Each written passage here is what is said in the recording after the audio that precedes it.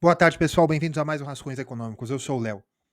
Hoje nós vamos tratar de monetária e eu vou fazer de uma forma um pouco diferente hoje. Hoje eu quero que esse conteúdo seja útil para vocês, tá? Esse canal é um canal de divulgação científica.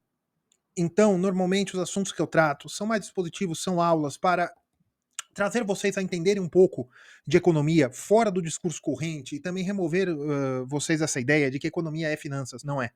Finanças é uma parte de economia. Muito bem. Ah, hoje nós vamos tratar de monetária para desmentir alguns pontos do discurso público, seja da televisão, certo? Seja da TV, tá? Seja de web comunistas, seja de bitcoiners.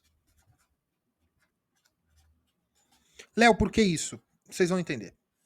Veja, a televisão trata de economia como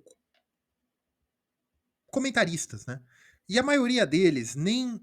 ah, não é que a maioria, é todos praticamente, né? Tem um ou outro aí, caso alguém quiser me processar, eu vou falar, você é a exceção, certo? E ficou muito ruim assim com o juiz, mas importa. É, eles tratam como política mesmo, como política do dia a dia, economia, como a economia afeta, sabe? Também é voltado para finanças, quando você vai para canais especializados em mercado financeiro, esse tipo de coisa. E os bitcoiners, a maioria dos que tratam de Bitcoin nas redes sociais, é, como eu já disse numa live, tem interesses, né? Eles têm conflito de interesses. Eles tratam de economia porque eles estão vendendo cursos ou eles estão. Eles tratam de Bitcoin porque eles estão ou vendendo cursos ou vendendo o próprio estilo de vida, porque eles têm interesse que o ativo suba. Né? Eles têm um conflito de interesses. Né? Muito bem. Então hoje eu vou tratar de monetária, por quê? Porque vocês entendendo o mínimo da teoria ortodoxa demonetária dentro da economia, sejam vocês financistas, sejam vocês bitcoiners e até web comunistas, vocês deixarem de ser comunistas, né? Vocês podem tirar melhores decisões para a vida de vocês e até alguma vantagem pecuniária com investimentos, aplicações. Este vídeo não é, de maneira alguma, um vídeo de educação financeira. Esse vídeo não é, de maneira alguma, um vídeo para propor a vocês uma forma de investimento, de maneira alguma. Esse vídeo é um vídeo de divulgação científica. Nesse vídeo, eu vou falar, né? Eu vou mostrar para vocês por que a Modern Monetary Theory, que é o que boa parte dos web comunistas adotaram, está errada. Aquele negócio de o governo é dono do dinheiro, então ele não tem que se preocupar com responsabilidade fiscal, né? Que é o quanto ele gasta, o quanto ele arrecada. Isso é mentira. Os bitcoiners têm algo de parecido com o MMT sobre a origem do dinheiro também, tá? Apesar de muitos bitcoiners utilizar a monetária austríaca, que é uma coisa que nem existe direito, tá bom? Então eu vou desmentir essas coisas e eu vou passar um pouco de monetária ortodoxa, tá? Síntese neoclássica, com uma boa pitada de monetarismo, tá? Eu pretendo ser muito rápido, beleza? Curtam, inscrevam-se, considerem se tornar-se membro.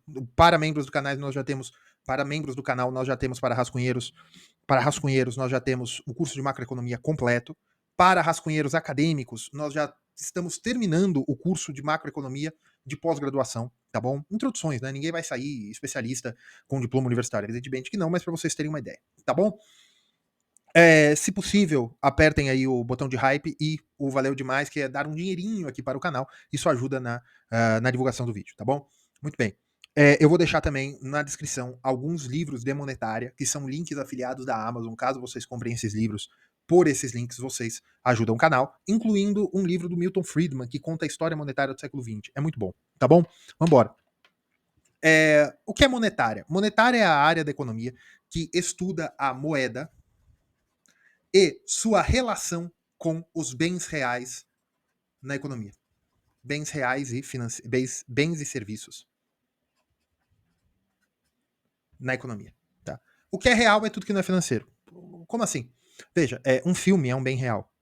A manutenção do seu computador é um serviço real. O cara que vai lá fazer a manutenção do seu computador é um serviço real que ele está prestando. Um antivírus para o seu computador é um serviço real que alguém está prestando, por mais que seja eletrônico. O que é um serviço financeiro? Um empréstimo. O que é um bem financeiro? Dinheiro. ações também são uma forma de bem financeiro. Mas a moeda é o bem financeiro primordial, tá?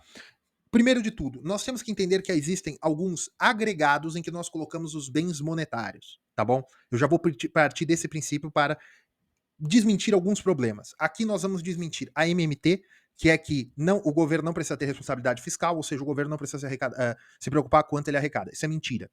Eu vou desmentir também o mito de que inflação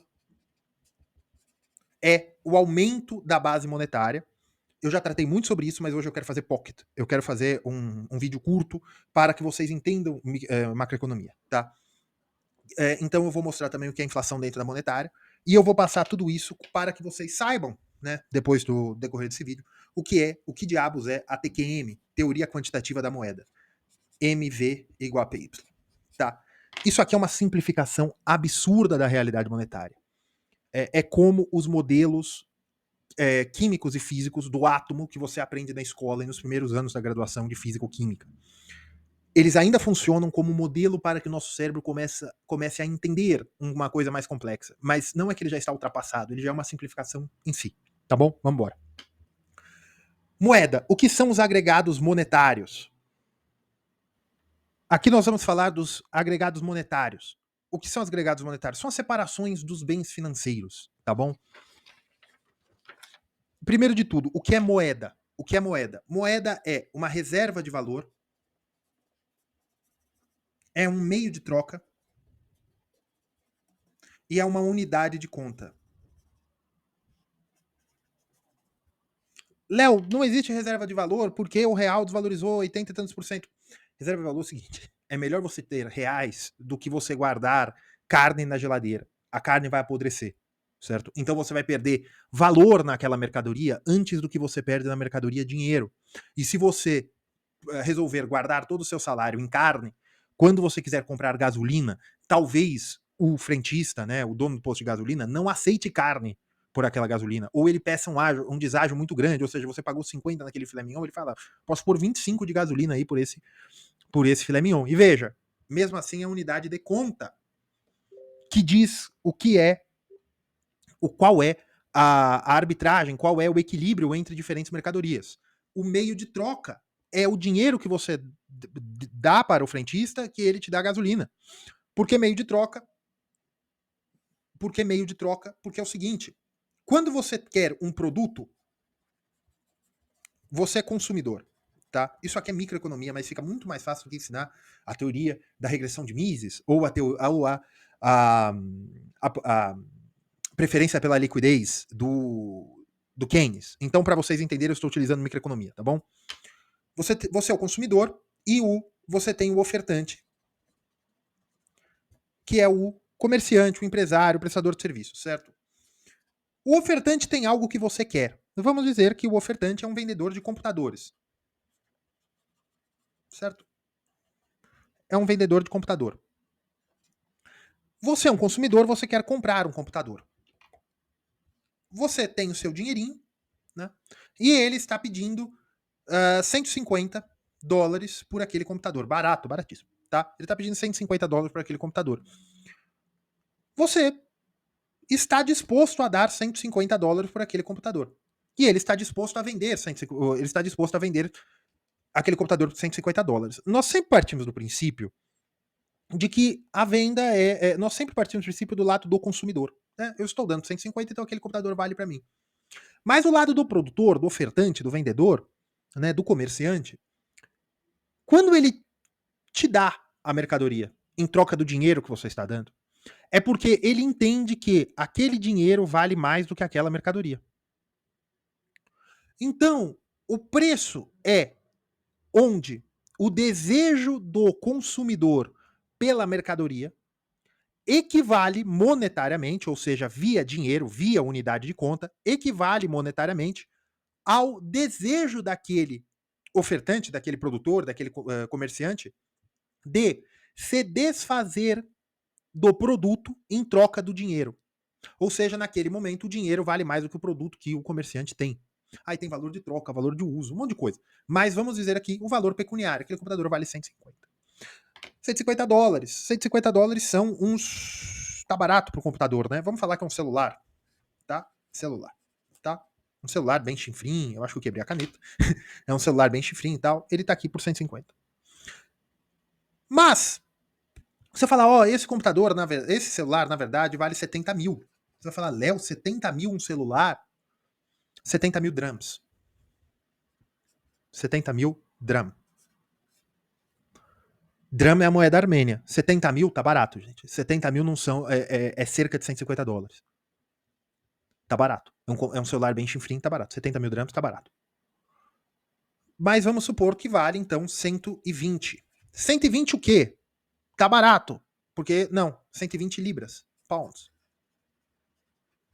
120 libras é 150 dólares. Não tá. Tá o mesmo preço. Tá a mesma linha de preço. Mais ou menos, né? Mas vamos dizer, então, que ele vale 20 mil. Não, vamos dizer, então, que ele vale 120 mil. 120 mil o quê, Léo? Pesos argentinos. Tá o mesmo preço aqui de cima. Ou que ele vale 800. 800 o quê, Léo? Reais. Vejam que 150 dólares, 70 mil drams, 120 pounds, 120 mil pesos argentinos e 800 reais é mais ou menos o mesmo valor. Que valor, Léo? Valor monetário. É o mesmo, é a mesma quantidade de riqueza. Porque não importa o que está impresso no bilhete.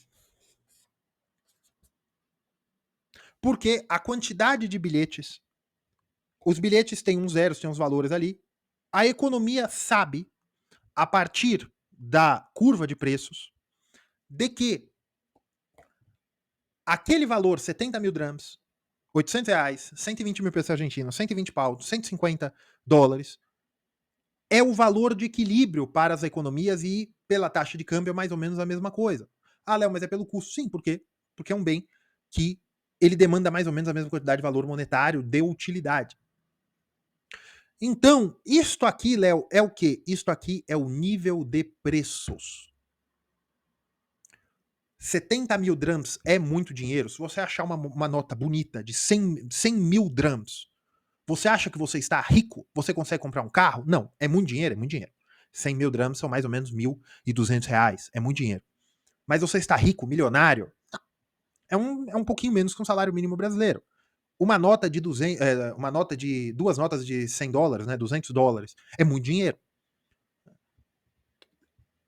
Uma nota de 100 dólares são 5 notas de 100 reais. Então a quantidade de números de espuma para chegar no mesmo valor é basicamente apenas questão de equilíbrio. Porque se eu coloco um bem de um produto se eu coloco o preço de um produto a 70 mil, eu tenho que saber quanto que é o salário ali daquela região. Veja, o produto está valendo 70 mil drams, mas o salário médio na Armênia são 200 mil drams. Então seria basicamente o equivalente a valer uns 600, 700 reais no Brasil em relação à renda média. Então são formas de equilíbrio. Isso tudo é um nível de preços. Aqui nós chegamos no primeiro aspecto da teoria quantitativa da moeda, que é P, o nível de preços. Esse dinheiro que circula na economia e você tem ali a circulação, né, a venda, a compra, serviços, nós temos o segundo aspecto da teoria quantitativa da moeda. Nós temos o PIB, ou o produto, ou a demanda agregada, PY. PY também é conhecido como PIB nominal, a quantidade de riqueza que circula vezes o nível de preços. Tá? A quantidade de riqueza que circula, né, que existe, que foi criada naquele período, vezes o nível de preços daquela economia, é igual a quantidade de dinheiro que existe naquela economia. Léo, como assim? Somando todas as notas, moedas, depósitos no Banco Central, depósitos em banco, títulos de dívida, seja pública, seja privada, somando tudo que tem valor monetário, né, casas não entram, ações não entram, mas que são títulos, coisas análogas a dinheiro, que tem liquidez, que você pode transformar em dinheiro muito fácil. Isso nós chamamos de agregados monetários. Tá? Se você pegar todas as moedas que existem, moedas que eu digo de metal, e todas as notas de reais que existem, você tem um negócio chamado M0. Se elas estiverem circulando, você tem um negócio chamado M1. Vou passar isso de novo. M2 é todas as moedas que circulam, mais depósitos a prazo mais ou menos líquidos, poupança e CDB, basicamente. E M3 já são alguns outros títulos de depósito, e M4 são títulos da dívida pública, tá? Vou passar isso de novo. Mas a quantidade de dinheiro que existe vezes, tá? Vezes a velocidade que esse dinheiro troca de mão, eu tenho a teoria quantitativa da moeda. MV, né? Quantidade de dinheiro vezes a velocidade que o dinheiro troca de mãos é igual a nível de preços vezes a economia. Tá? Muito bem. Demanda agregado que foi produzido depende do que você está analisando. Aqui também depende do que você está analisando. Vamos lá. O que são os M's? Né? Você tem aqui M1. Não, vamos pôr o M0. M0 são todas as notas que existem. Todas as notas que foram impressas pela Casa da Moeda, todas as moedas que foram cunhadas pela Casa da Moeda dentro daquela economia. Elas podem estar mortas no Banco Central, elas podem estar debaixo do colchão ou as moedas perdidas dentro do sofá, que sempre cai alguma coisa ali, certo? Isso é base monetária. Tá? M1 é o quanto da base monetária circula, tá? É o meio circulante, eu vou escrever aqui, tá? É o meio circulante mais depósitos, ou seja, dinheiro que você tem na sua conta corrente. Dinheiro à vista. Dinheiro que você pode sacar a qualquer momento. Dinheiro que para sacar você não pague impostos. Não pague impostos, porque comissão não importa muito, tá? Taxa de saque, essas coisas não importam. Você não paga impostos e que você não tenha uma penalidade por tirar. Ou seja, você não tinha combinado que você ia tirar antes do dia 10, você está tirando no dia 8, então eles vão cobrar 1% de multa, porque era um depósito de garantia, alguma coisa assim. Não. M1 é meio circulante, ou seja, a quantidade da base monetária que está circulando na economia, ou seja, que não está no Banco Central guardado, mais depósitos à vista, ou a rigor, dinheiro que não paga juros. M2 é M1 mais depósitos, né, aqui é à vista, mais depósitos a prazo, mais ou menos líquidos. Tá? O que é isso, Léo? É o dinheiro que você tem no CDB. Né? É um dinheiro que rende juros. É o dinheiro que está na poupança, na caderneta de poupança. É um dinheiro que rende juros, mas que a rigor, você pode sacar a qualquer momento. Você só vai pagar o IOF, né? Você vai pagar os impostos, porque você teve o rendimento e não deixou parado. Né? Porque mas o IOF também vai sair nesse negócio de regressivo, né? E você vai pagar e você vai deixar de ganhar os juros se você movimentar, tá? M3 é M2 mais o resto dos depósitos a prazo que não são tão líquidos, tá bom? M4 são títulos da dívida pública federal, tá bom? Títulos da dívida pública federal são parte do agregado monetário, mas eles não são M1, eles não são M0, tá? Eles são parte do agregado monetário, mas eles não estão na quantidade M0, tá bom? Muito bem. Se eu tenho MV, tá? MV igual a PY, se eu utilizar M0, eu vou ter a velocidade de circulação do M0, que é igual ao produto da sociedade vezes o Y. O nível de preço vezes o Y. Se eu tiver M1, eu vou ter a velocidade de circulação do M1. Se eu utilizar M2, eu tenho que usar a velocidade de circulação do M2. E aqui já está. Eu não posso fazer essa conta com M3 e com M4. Tá? Por quê? M2 e M1 circulam. O M2 não é indicado, M2 não. Aqui eu falo aos bitcoiners, M2 não é liquidez global, gente. Pelo amor de Deus. M2, a maior parte do M2 é depósito que paga juros. Quando vocês falam M2 é liquidez global, o M2 é basicamente o dinheiro que dá liquidez aos bancos. Mas os bancos, por quê? Porque os bancos têm aquele negócio, faz parte monetária, então eu posso falar, que se chama reserva fracionária.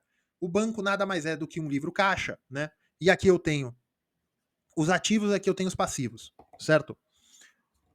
Se o banco tem 500 em depósito, ele pode emprestar a rigor, depende aí da economia, tá? Depende da economia, não são todos os países que permitem, depende da quantidade de dinheiro depositada que obrigatoriamente tem que ficar parada, que nós chamamos de compulsórios, tá? Mas a rigor é por 7, tá?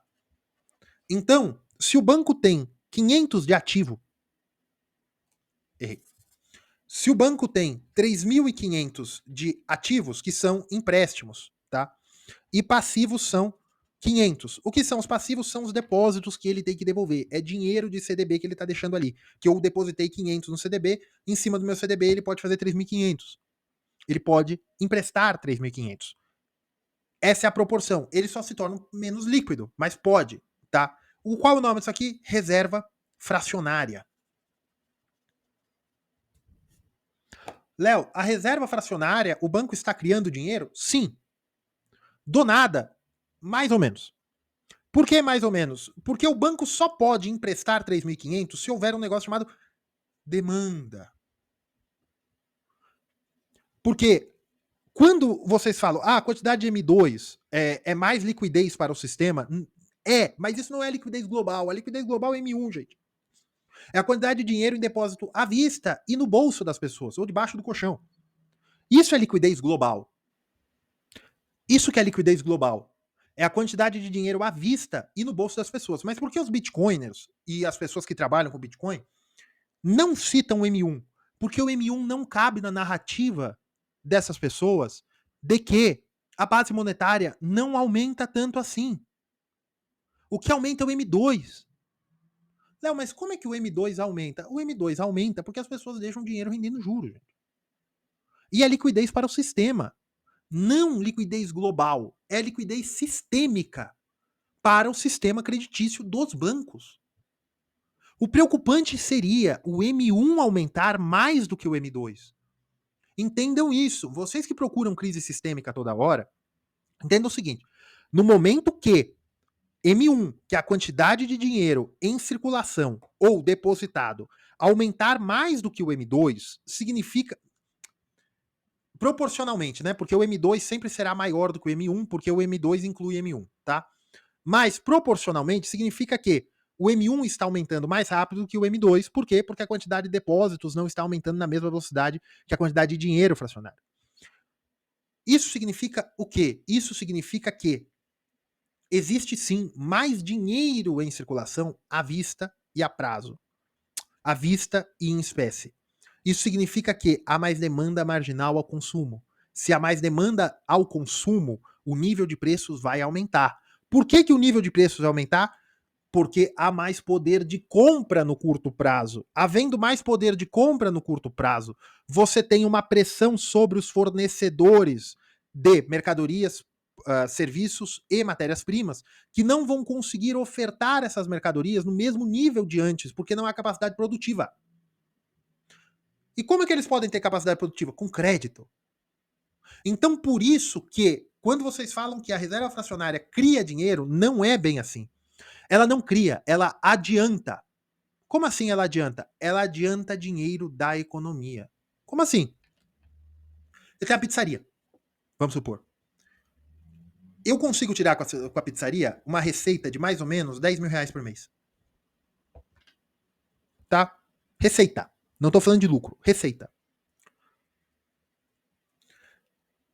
Eu quero aumentar a minha receita para 20 mil reais por mês, mas para isso eu vou ter que investir 100 mil num novo forno. Tá? Para eu investir 100 mil nesse novo forno, eu vou precisar de 50 meses. Porque eu vou pagar aqui R$ 2.500 por mês. É um jurinho bom, né? É um juros bom. É um juros de 20 e tantos por cento no final de 50 meses. Muito bem. O que acontece é que eu, como dono da pizzaria, eu instalei um novo forno. Agora a minha receita, depois do forno, a minha receita 2, não é mais 10 mil. A minha receita 2 é coisa de 17 mil. Só que eu vou ter que tirar da receita esses 2.500 que eu vou pagar o empréstimo. A minha receita como pizzaiolo, né, como dono de pizzaria, aumentou. Aumentou 50%, a receita total, quase 50%. Porque agora eu tenho uma receita livre, antes do lucro e tal, né? Mas eu tenho uma receita efetiva, né? De 14,5 mil. Era 10 mil. Esses 2.500 eu estou fazendo 17. Eu estou tirando da minha receita disponível. E isso vai devolver para o banco. De onde vem esse dinheiro aqui? Vem da produção de pizzas, vem do consumo. Esse dinheiro não existia no início, quando eu comprei o forno. Mas esse dinheiro vai se pagar. Esse dinheiro vai voltar. E o banco agora vai voltar a ter o que ele criou. Se o banco criou 10 mil, ele vai. Se o banco criou 100 mil com reserva fracionária, vai voltar esse dinheiro via pagamento dos juros, né, via pagamento do empréstimo. Esse dinheiro volta para o banco quita o empréstimo, acabou. Então, a reserva fracionária não tem o poder de criar dinheiro, ela tem o poder de adiantar dinheiro. O problema da reserva fracionária é quando ela está criando, porque ela não tem poder. O que seria criar dinheiro? Eu crio 100 mil, beleza? Criei 100 mil. Ah, ganhei 100 pau na mão. Eu vou abrir outro forno? Nada, vou comprar um carro. Ah, comprei o carro, a pizzaria não tá dando, ficou apertado eu pagar 2,5, não paguei o carro de volta. Não paguei o carro de volta, agora o carro tá velho, a hora que o banco vai vender no leilão, esse carro não vale nada, eu dei um sumiço com o carro, não sei o quê, o banco levou um prejuízo de 100 pau. O banco tem mecanismos de ele mesmo pagar aquele empréstimo, e que se chama previsão de clientes duvidosos, provisão de clientes duvidosos, mas à medida que o banco vai levando mais calotes, à medida que a economia entra numa inadimplência, não é só um risco ao banco, um risco do banco ficar pouco líquido, de faltar dinheiro para o banco. É um problema econômico que, sim, a quantidade de dinheiro na economia realmente aumentou. Sem contrapartida. Ou seja, porque aqui é o equilíbrio entre dinheiro e bens reais da economia, entre M e Y, o equilíbrio se dá entre a velocidade que o dinheiro circula, se ele é adiantado, se ele é guardado, se as pessoas compram, se ele circula muito. Porque o dinheiro circulando muito significa que a economia está andando mais rápido. Desculpa o pleonasmo, mas se eu tenho 5 aqui, desses 5 eu já pego, vou comprar uma Coca-Cola. O cara compra a Coca-Cola, ele já pega, já paga o fornecedor. O cara que já pegou o fornecedor volta. Aí daqui a pouco esse fornecedor, eu nem conheço ele, ele me deu 5 reais na rua, porque, sei lá, eu engraxei o sapato dele. Esse dinheiro voltou para mim. Então essa quantidade de dinheiro ele circula na economia porque ele está demandando mais bens reais, realmente. Ou ele está quitando dívidas. Ele está quitando coisa passada. E aqui é o nível de preços, que é o seguinte: se a quantidade de dinheiro aumentar, o Y vai aumentar, porque mais dinheiro vai circular. Só que, se a quantidade de dinheiro aumenta e a velocidade de circulação diminui, como pode ser isso, Léo? Se as pessoas que estão ganhando mais, ou se a quantidade de dinheiro, se as pessoas estão ganhando mais, porque a economia está aumentando, se elas não estão consumindo, se elas estão guardando dinheiro em M2, se elas estão guardando dinheiro em M2, ou seja, em CDB, em poupança, ou mesmo depósito à vista, deixa 5, 6, 7, 12, 20, 30, 40, 50 mil reais na conta corrente, sem render juros. Se as pessoas estão fazendo isso, esse dinheiro não circula, ou circula numa velocidade mais baixa. A quantidade de dinheiro existente aumenta. Por quê? Porque à medida que o dinheiro é criado endogenamente dentro da economia, os bancos pedem meio circulante ao Banco Central. E o Banco Central não cria nas economias modernas, não existe senhoriagem, que é a criação do dinheiro do nada. Os bancos centrais apenas emitem o que já existe nos depósitos, que as pessoas criaram, que as pessoas produziram. Porque, gente, o boi engorda, o milho cresce, as pessoas acham ouro, o petróleo jorra dos poços de petróleo, a grama cresce, a cabra come a grama, O sol nasce, riqueza é criada. As pessoas ficam em idade de trabalho, bebês nascem, pessoas falecem, a vida anda, dinheiro é criado, riqueza é criada. A riqueza é criada. E a quantidade de dinheiro vai aumentando. Léo, se a quantidade de dinheiro não aumenta, mas a quantidade de. Mas o PIB continua crescendo, a atividade econômica continua crescendo, o que acontece? Se a quantidade de dinheiro não aumentar, mas o PIB continuar crescendo, vai acontecer duas coisas. Ou a velocidade de circulação da moeda vai começar a crescer muito. O que quando a TQM foi feita, as pessoas entendiam que não tinha como, que a velocidade de circulação da moeda tendia a ser constante. Por quê? Porque os pagamentos eram pagamentos via cheque ou os cheques rudimentares, né? Cheque administrativo, né? Porque a teoria é da década de 30, né? Ela foi compilada antes, né? Mas era isso, era pagamento via banco, era moeda, né? Não tinha muita forma. Aí depois com algumas o cheque eletrônico, o cartão de crédito, a velocidade começou. Hoje é Pix, gente. Ou fora do Brasil, é transferência de cartão de crédito para cartão de crédito. Transferência online. Tem uma série de empresas. A velocidade de circulação aumentou muito. Se vocês verem o gráfico, inclusive, depois da crise sanitária, o M1, ou seja, a quantidade de dinheiro à vista e depósitos de dinheiro na sua mão, né, de moedas, cédulas, e o dinheiro em conta corrente, essa quantidade diminuiu em relação ao PIB nominal. Nível de preços vezes a quantidade de economia. Então, se o M1 diminuiu em relação a isso, antes era coisa de 7%, agora é coisa de 4%, ou seja, se ele quase diminuiu em relação. Ele quase é metade, em pontos percentuais, evidentemente, em 5 anos, como que a economia continuou crescendo? E com o PIB nominal, né? Ou seja, o nível de preços também continuou crescendo. Velocidade de circulação da moeda. Tem Pix hoje. A moeda circula mais rápido. Então eu não preciso tanto dinheiro físico. A moeda circula, ela volta. Os bancos também não precisam ficar criando reserva fracionária se ele tem um fluxo de entrada de dinheiro muito grande. Se eu tenho um grande fluxo de entrada de dinheiro, né, todo mundo está fazendo pagamentos, eu começo a distribuir. O que, né, voltar a fazer mais empréstimo, volta 2%, 3%, assim vai. O que importa é o nível de preços para eu falar de inflação. O que é inflação? Inflação é o delta P. É a variação do nível de preços. Quando ela é maior que zero, né? Quando o delta P é maior que zero, nós temos inflação. Quando o delta P é menor que zero, nós temos deflação, que é o que poderia acontecer se a velocidade de circulação da moeda não sobe e a quantidade de dinheiro também não sobe. Você não consegue aumentar, a moeda circula nessa determinada velocidade. 15 transações por dia, uma cédula, vamos supor, que é uma transação altíssima. A quantidade de dinheiro continua sendo a mesma. E o PIB continua crescendo, o que acontece é deflação. Só que o problema é o seguinte: quando você tem deflação e a velocidade de circulação da moeda já está no máximo, você tem mais ineficiência econômica. Você segura a atividade econômica. Por quê? Porque a propensão marginal ao consumo diminui. As pessoas tendem a querer guardar dinheiro. Então você vai segurar o Y. Vai segurar bem o Y. Então você também tem um problema de atividade econômica quando você tem deflação. Muito bem. Vocês entenderam o básico de monetária? Agora eu vou falar. M2 não é a liquidez global do jeito que vocês falam. M2 é a liquidez sistêmica do sistema creditício.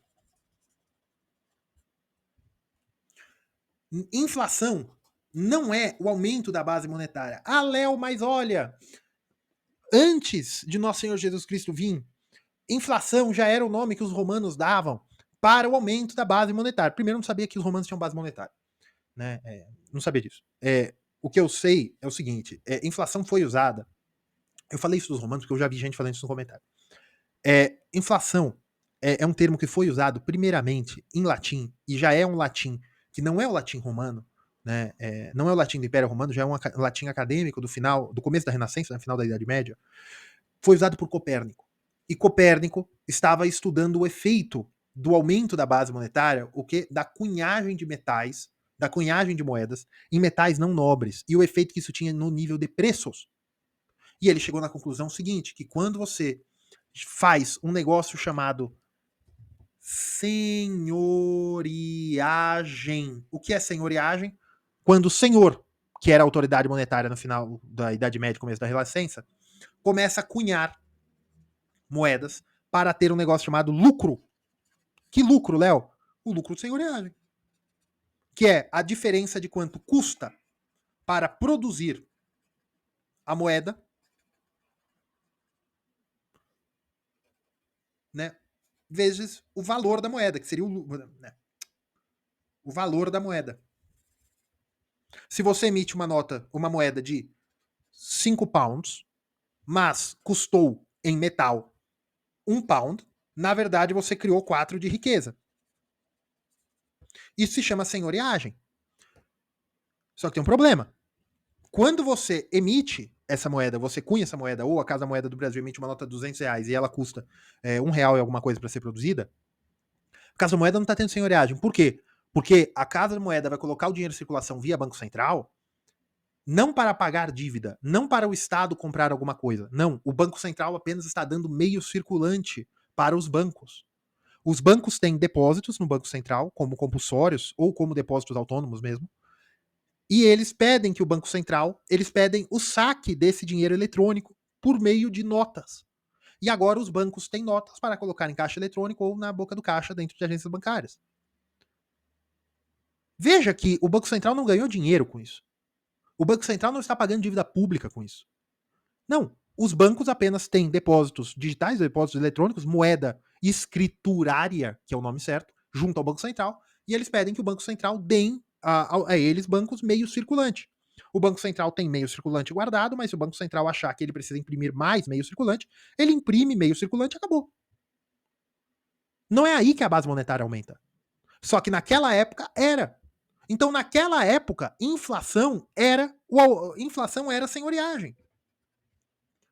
Porque o aumento do nível de preços se dava basicamente por senhoriagem. Por que ele se dava basicamente por senhoriagem, Léo? Porque, gente, M era a quantidade de dinheiro que existia na época de Copérnico, certo? Copérnico mesmo que descobriu que a Terra gira em torno do Sol. Né? O PIB nominal deles, que eles nem sabiam que existiam dessa forma, variava muito? Não. Variava pouquíssimo. Era quase que constante. Tá.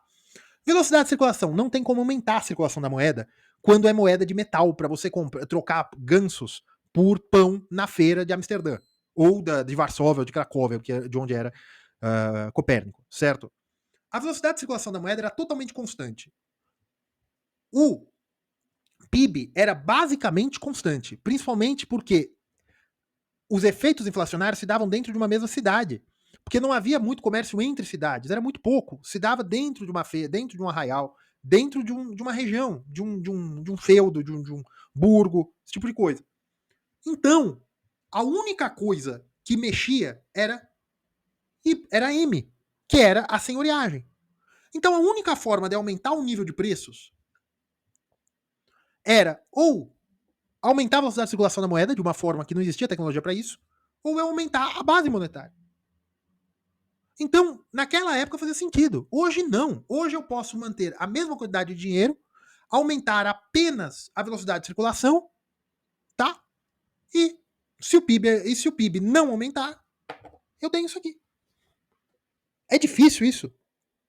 Léo, então você falou que isso ia ajudar investidores e bitcoiners. Primeiro de tudo, vocês querem saber se existe excesso de liquidez? Não olhem M2, olhem M1. Se o M1 subir mais rápido que M2, ou seja, M2 é igual a M1 mais depósito a prazo. Depósito a prazo é o que dá liquidez ao sistema bancário. Se M1 começa a crescer mais do que os depósitos a prazo em termo percentualmente, M1 está crescendo mais que M2. Tome cuidado com isso aqui. Quando isso acontecer, você pode estar tendo um excesso real de dinheiro. Segundo, bitcoiners, senhoriagem não existe mais. Toda a luta dos monetaristas foi para acabar com senhoriagem. E aqui eu vou falar da senhoriagem, que vocês podem falar que a operação de open market ou a operação de quantitative easing é senhoriagem, que é a impressão de dinheiro. Não, não é. Porque senhoriagem é quando você tem lucro, né? Você emitiu 200, custou 1, mas não, esse dinheiro entra no banco, eu creio que eu já expliquei tudo isso. O que é o seguinte, o Banco Central, ele sempre tem lucros por operação de venda e compra de títulos no mercado secundário, não compra direto do Tesouro, e ele tem lucro também com operações de swap cambial, de derivativos do próprio título de dívida pública. O Banco Central tem lucro, tá? O Banco Central tem lucro. E aí, o Banco Central, ele compra M1, né, que eu expliquei já. O Banco Central, ele tem M1 e ele usa M1 para comprar M4, que é título da dívida pública. Para quê? Para fazer política monetária, para colocar ou tirar liquidez no mercado, tá? Ele acumula M4 e ele vende depois por M1. Por quê? Por política pública, para pôr ou tirar liquidez no mercado. Quando a operação de open market é que o Banco Central está, ou mercado direto, mercado aberto, o Banco Central tem o M1 das suas reservas, que ele conseguiu no mercado, ou seja, sem pressão, sem senhoreagem, ele vai e compra M4. É isso. E agora eu quero falar aos bitcoiners e ao pessoal da MMT para encerrar esse vídeo e também aos financistas. Dinheiro não é criação do Estado. O Estado dá meio circulante. Se o Estado aumentar a quantidade de dinheiro sem a contrapartida da economia real, o equilíbrio entre bens monetários e bens financeiros, você leva à destruição do sistema de preços. Isso é senhoreagem, isso não é aumento da base monetária. Isso é senhoreagem, isso é destruição do sistema de preços. Eu vi gente falando aí de que, vi nos comentários, que aí são webcomunistas, e até o Jones Manuel e outros webcomunistas falaram isso em vários vídeos deles, de que o Estado é dono do dinheiro. Não é. Nós não temos que nos preocupar com a dívida pública. Meu amigo, o negócio é o seguinte, dívida pública é M4. M0, M4 contém M3, M3 contém M2, M2 contém M1 e M0 é menor que M1, tá? Muito bem. Logo, M0 é menor que M1, M1 é menor que M2, M3 é menor que M4, tá? M2 menor que M3. Se você pegar e falar que você quer monetizar a dívida, ou seja, pagar a dívida pública com dinheiro, você está trazendo a base monetária para o valor nominal de M4. Você destruiu o sistema. Não tem mais sistema de preços. O salário mínimo tem que ir para 70, 80, 90, 21 milhões de reais. Acabou. Léo, então por que nós não controlamos a base monetária em vez de controlar os juros? Os juros controlam a velocidade de circulação da moeda, é muito mais efetivo que a base. Porque quem cria dinheiro não é o Estado, quem cria dinheiro é a economia. A economia precisa de meio circulante. Eu vou controlar quanto de meio circulante existe? É muito difícil. Eu posso usar a reserva fracionária? Posso, mas a reserva fracionária pode ser muito prejudicial à economia real. Ah, mais do que juros? Sim, mais do que juros. Os juros é uma forma de controlar a velocidade de circulação da moeda. Então, meus amigos financistas, entendam o seguinte: no Brasil, os juros é Selic. Selic é um instrumento monetário. E meus amigos MMT também. Selic é um instrumento monetário. Ele sendo um instrumento monetário, ele é para controle da liquidez, que a gente pode chamar mais ou menos equivalente ou numericamente igual à velocidade de circulação da moeda, tá? Ou do produto MV, tá? Muito bem. Selic é para isso. Só que a Selic no Brasil é um indexador, que é para ver o quanto eu estou corrigindo a dívida pública. É para ver o quanto eu estou corrigindo a dívida pública. Porém, a dívida pública, ela é o governo pegar 1.000 e prometer que vai devolver 1.000 mais alguma coisa, né? Que na verdade seria isso aqui, né? 1.000 é o capital inicial, né? 1.000 é o capital inicial e ele vai devolver um montante, né? Montante é igual a capital vezes 1 mais I, que é a taxa de juros, elevado à quantidade de tempo que vai ficar parado em relação à taxa de juros, tá? Então, na verdade, o capital é igual a os juros, né? Dividido pelo montante. Opa, pelo montante, tá? Então é isso aqui, você pegou o capital, ele vai te devolver pela relação entre os juros e o montante. Não te informa muita coisa, tá? Então, porque montante, errei aqui, né? Capital é igual a montante, sim, dividido por 1 mais I elevado a N, tá? Então, se eu peguei, eu, Estado, peguei 100, tá? Eu vou ter que devolver 100 mais, vamos colocar que é 15% ao ano, que é a Selic, tá? Eu, o Estado, vou ter que devolver 115. Léo, você fez essa conta? É que eu comecei a falar uma coisa e falei outra, tá? Muito bem. Então, eu só vou saber o quanto eu vou receber na hora do pagamento? Sim, porque de 40 em 40 dias muda a Selic. Isso aqui é pós-fixado. O pré-fixado é o Estado dizer o seguinte: os seus juros é de 15. Não importa se a inflação, se o nível de preços, se o raio que o parta, aumente isso aqui não for mais nada. O seu preço é 15. Isso é pré-fixado. Todas as economias do mundo fazem assim. O Estado tomar dinheiro para pagar as suas contas é fiscal, não é monetário. Só que ocorre aqui no Brasil é que quase metade de todos os títulos da dívida pública e a maioria dos títulos pós-fixados são Selic. Ou seja, o cara empresta dinheiro e o dinheiro vai ser corrigido no índice de política monetária. Em todos os países do mundo, a autoridade monetária estabelece que os juros é X, então o tesouro daquele país, a autoridade responsável por emissão de dívida, vai pagar um título agora de X. Daqui 40 dias vai mudar? Então tá, daqui 40 dias nós vamos começar a imprimir com Y. E assim vai. Imprimir o título, né? Emitir o título. No Brasil não, é Selic. Então, meus amigos financistas, primeiro meus amigos MMT, entenda o seguinte: a taxa de juros no Brasil, quem determina a monetária é o Banco Central. Só que quem determina quanto vai pagar de juros no título da dívida pública, quem determina é quem está comprando a dívida. Porque é Selic mais alguma coisa. Se a Selic estiver muito baixa, se a monetária estiver descolada da necessidade fiscal, o Tesouro tem que pagar prêmio. É Selic mais 3, é Selic mais 4, é Selic mais 5, é Selic mais 7. Por quê? Porque as pessoas não estão ofertando dinheiro para o Tesouro. Ou como é o IPCA, as pessoas querem um índice de correção de inflação, né, um índice de cesta de preços, mais alguma coisa, IPCA mais 7, IPCA mais 5, IPCA mais 3, aí depende do humor do mercado. O Brasil não consegue fazer pré-fixado. E vocês querem determinar os juros monetários na canetada? Vocês são loucos?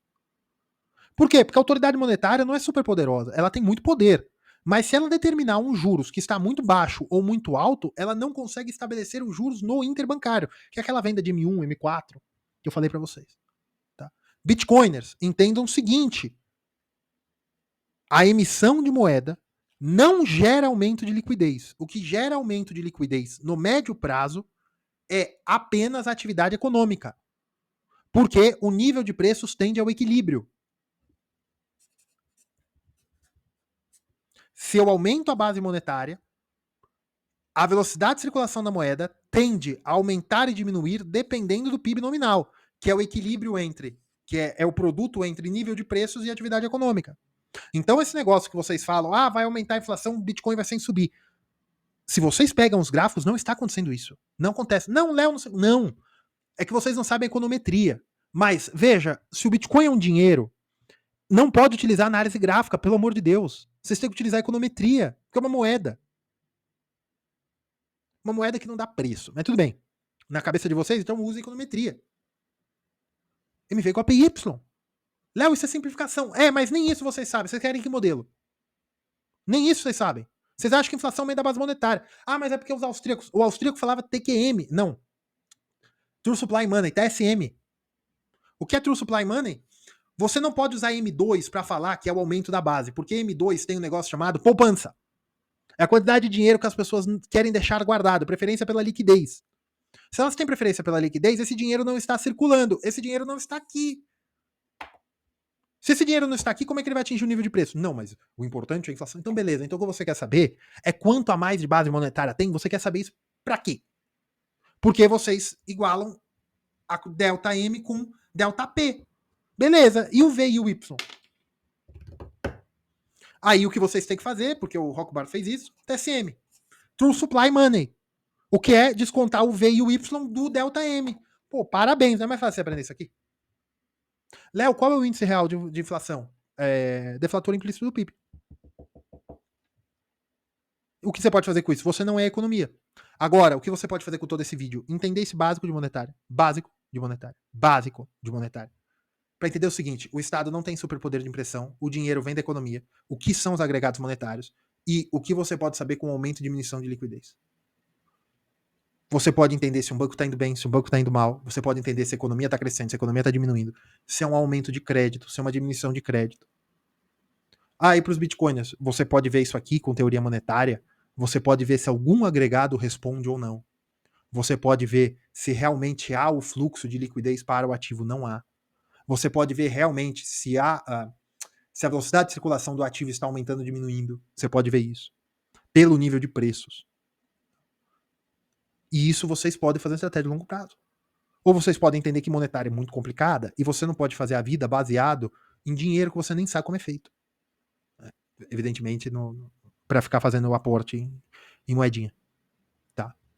Bem, pessoal, por hoje é só. Um abraço, fiquem com Deus.